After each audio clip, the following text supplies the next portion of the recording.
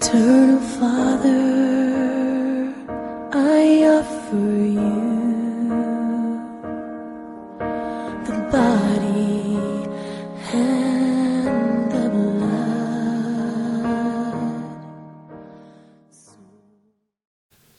Aduoko, I take this golden opportunity, first of all, to thank God for having given us this wonderful time to share His word. My name is Bishop Samuel Maroche. I am born again Christian. And God has given me the burden to share His word to the world, especially to those who are afflicted, to those who are burdened, those who are oppressed, and those who are depressed, those who feel that they are not worthy to live, those who never see any good day in their life, those who sometimes despise their beginning and despise their existence and despise their ending. God has given me the word of hope so that you can rejuvenate, you can revive yourself, you can go back to the goodness of God. I want to read from the book of 1 Kings,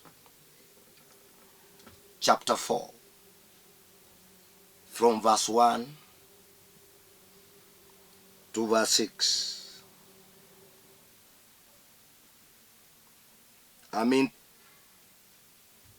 To verse 8. May God bless you as we read together.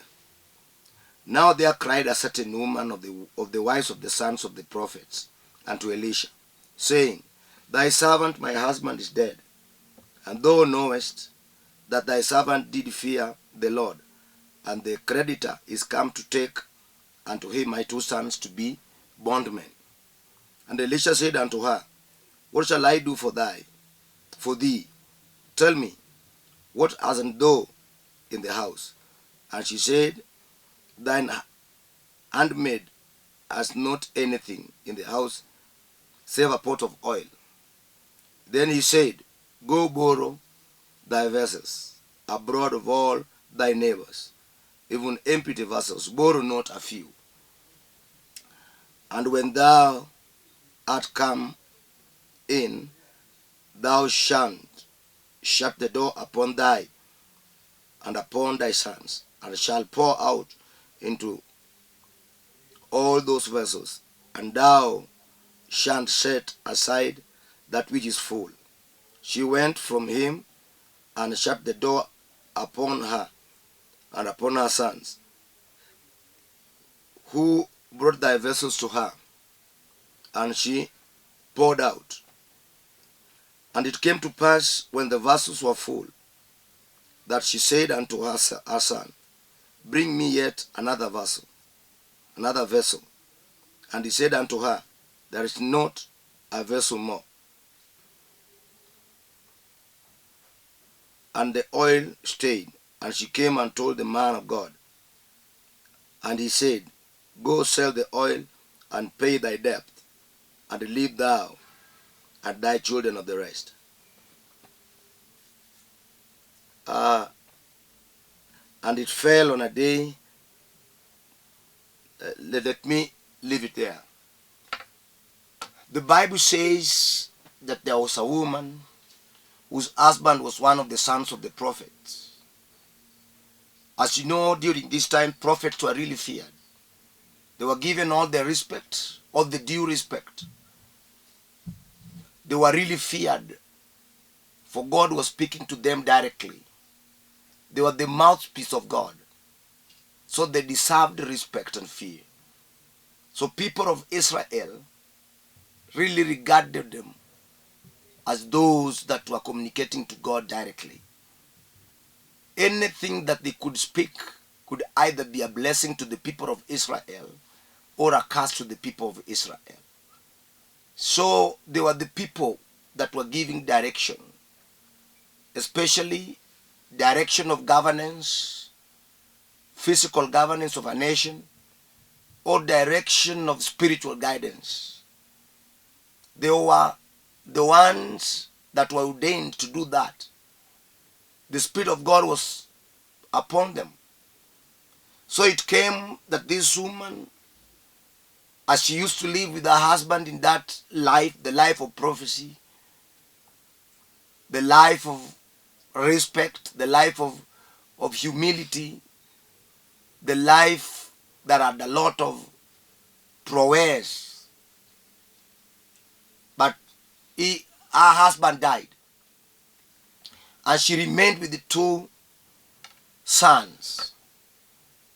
But before the death of her husband, the Bible says that her husband had borrowed a lot of things from people around her. Borrowed things from the rich, borrowed things from the poor, borrowed things from those who were neighboring, borrowed the things from either his prophets, his fellow prophets. But after the death, these people came. They wanted their things back. The woman might have not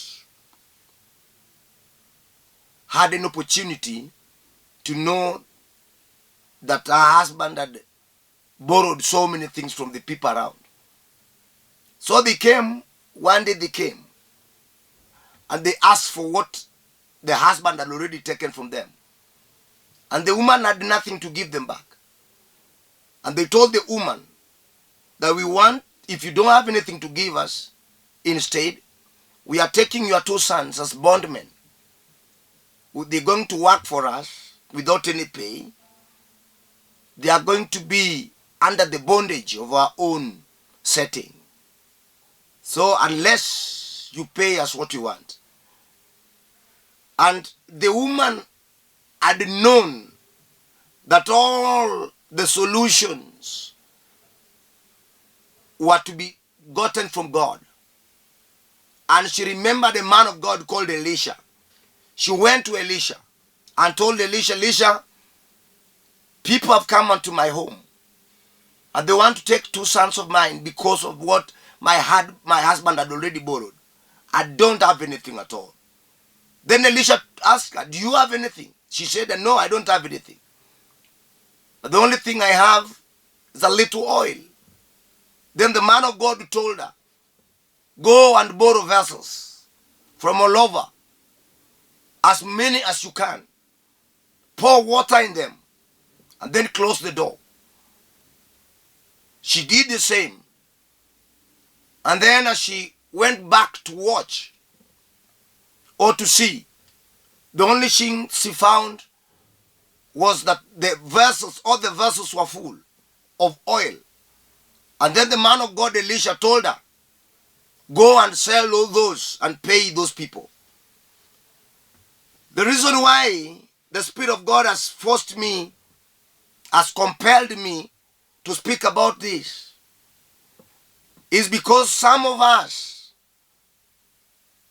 are trying to pay the debts, to pay back the debts that were borrowed by people that are not existing now, that were borrowed by the ancestors, that were borrowed by the parents. You are trying to pay them back and they're unpayable. The more you struggle to pay them back, the more they increase, to a point that your own children are the ones to pay it. I want to tell you that the backgrounds that we have, some of us are coming from backgrounds that are full of borrowing. The background that is full of debts that we cannot really pay back. Let me put it this way. Your grandfather was poor. Your father was poor. You are also poor. Looking at your children, they are also poor. Your children are also poor. It means that there is something connected to poverty in that home, in that lineage. Somebody might have borrowed something. Somebody might have taken something, and because you never know the problem still continuing to repeat itself in the same family. The woman never knew that her husband was borrowing things. But you see, she is the one now compelled to pay them back. And that is what I'm trying to say.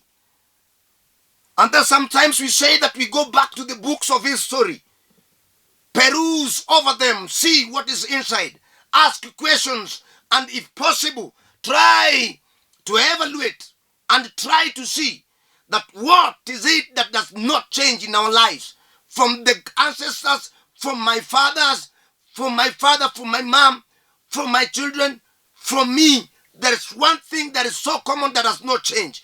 Years come, years go. Years roll out, years roll in. The problem still continues. It is the same. It might be a problem of not going to school. Yes, your grandfather never went to school.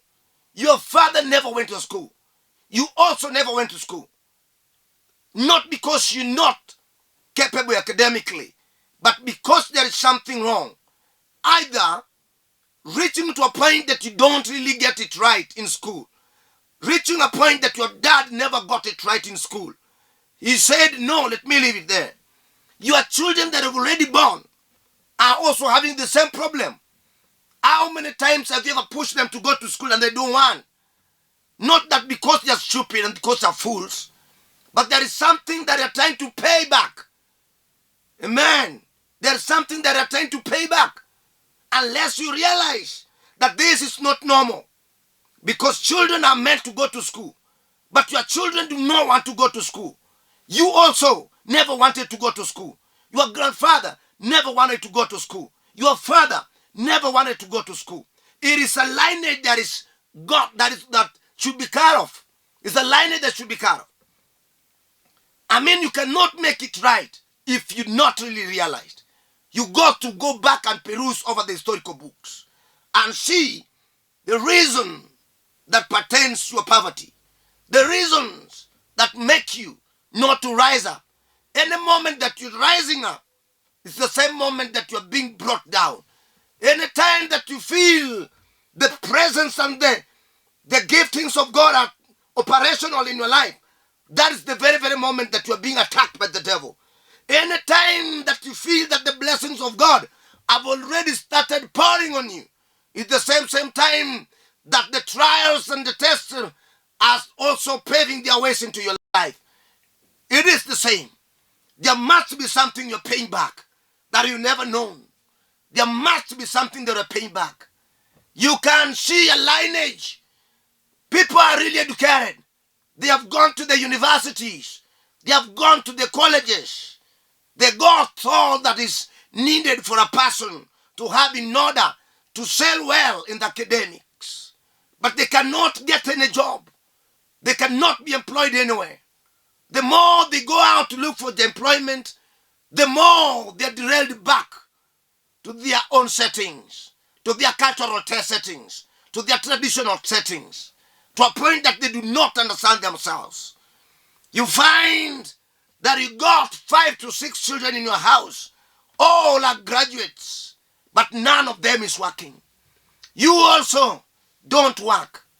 You're just forcing yourself into the world. You know, I think you understand what I mean. Your dad was also educated, but he never got any job until he started working as a casual. You are also depending on that same status. Your children are also doing that. Sometimes you sit down and ask yourself, what is it that has gone wrong? I want to tell you that there is debt that you are trying to pay, but you cannot pay it alone.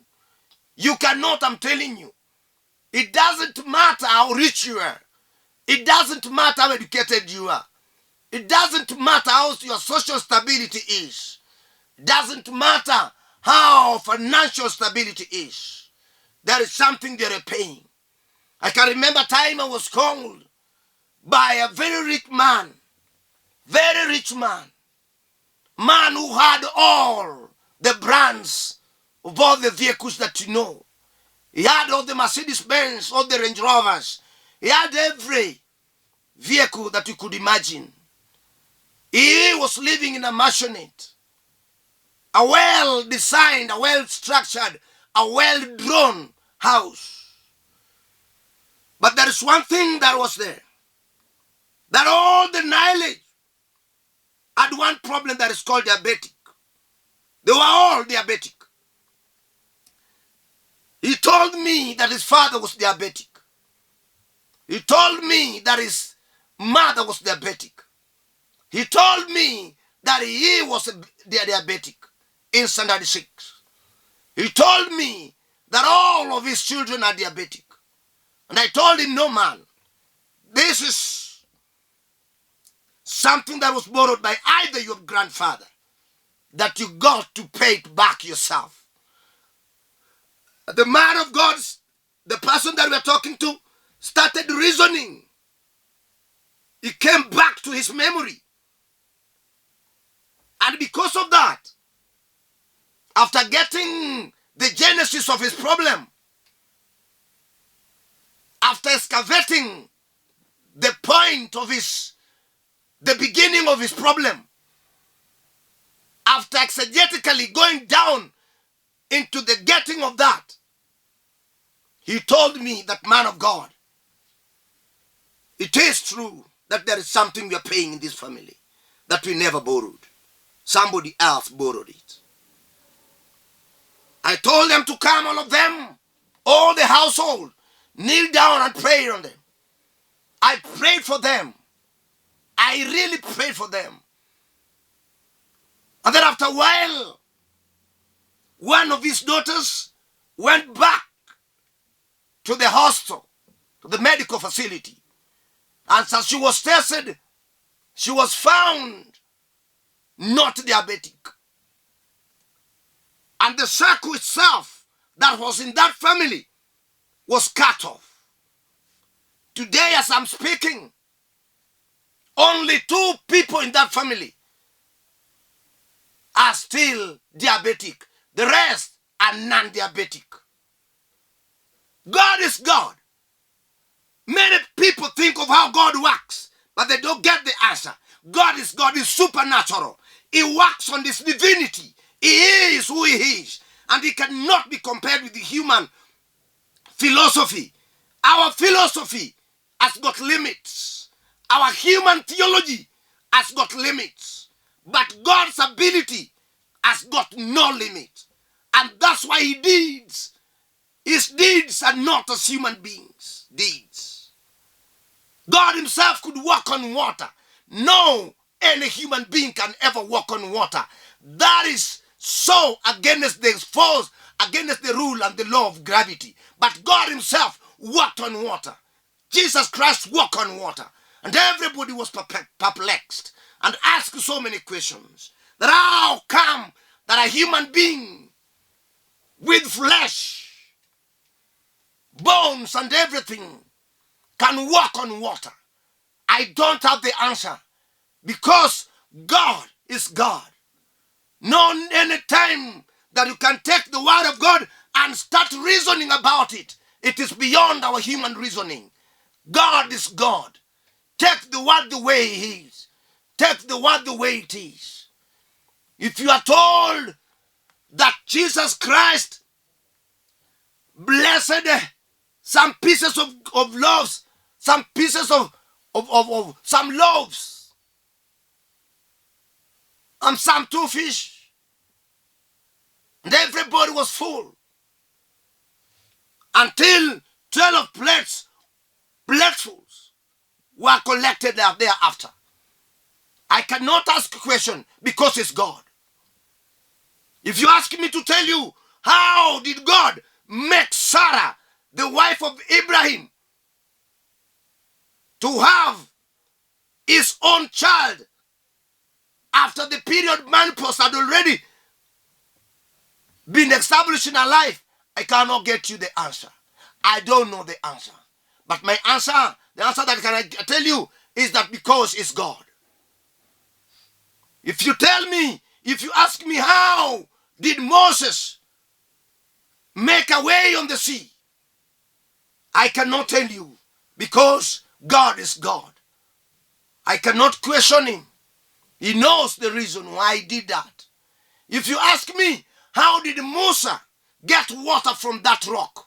I cannot tell you the answer, because God is always God. I hope you're getting me right. How did this woman fill all the vessels with water? And how did this same water turn into oil? I cannot tell you that, because I don't know I don't have the idea. God is God. And that's why he's called a miraculous God. And that's why he does signs and wonders. He is God and he is God.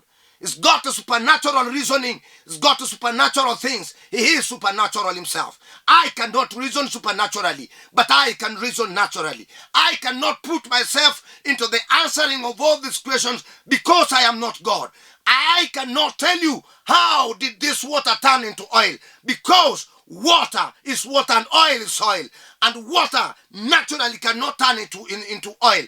But it was so. I want to tell you that the Lord we are serving is a Lord of all possibilities. The things that you are seeing as impossible in your life can be made possible by God himself.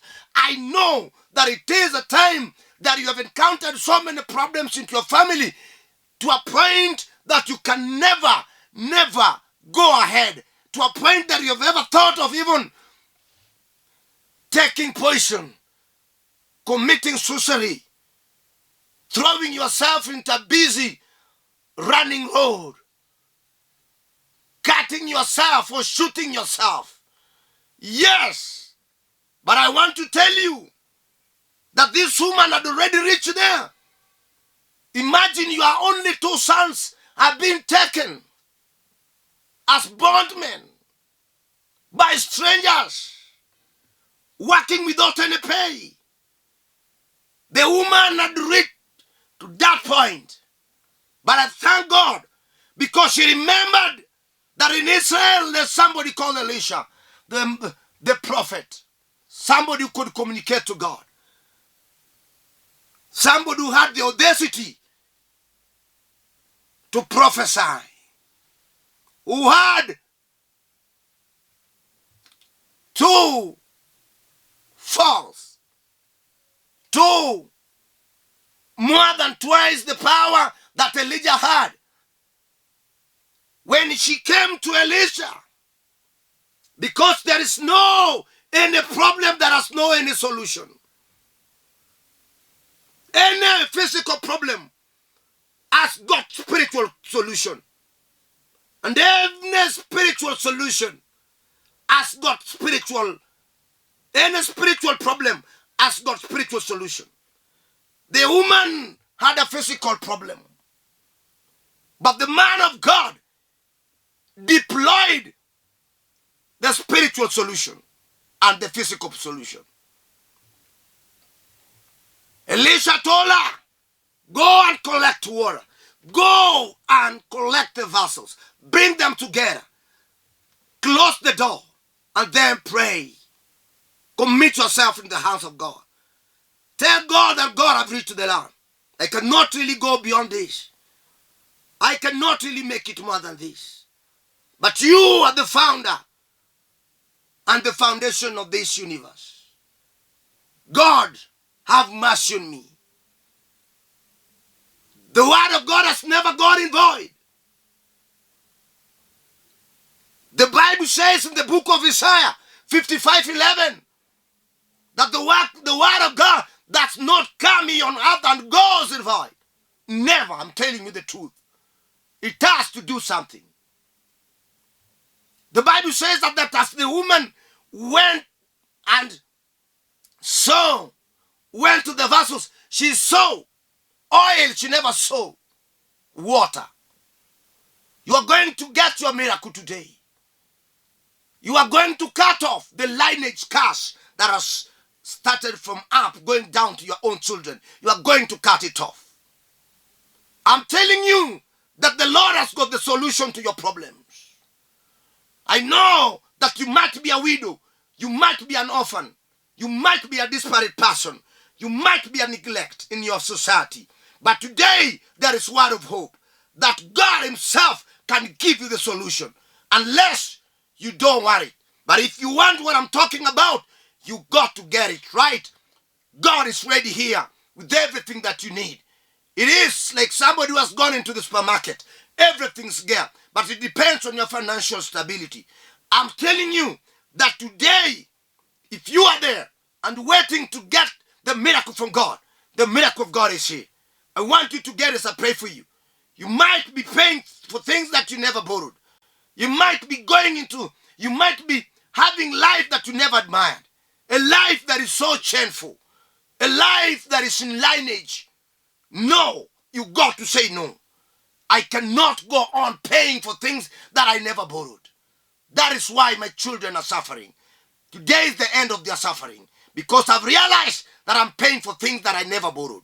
God is ready to pay it back for you. God had already paid it back at the Calvary. God had already paid the debt for you. I want to pray with you, my sister and my brother. I want you to stretch your arms towards the TV as I pray. Father, in the name of Jesus,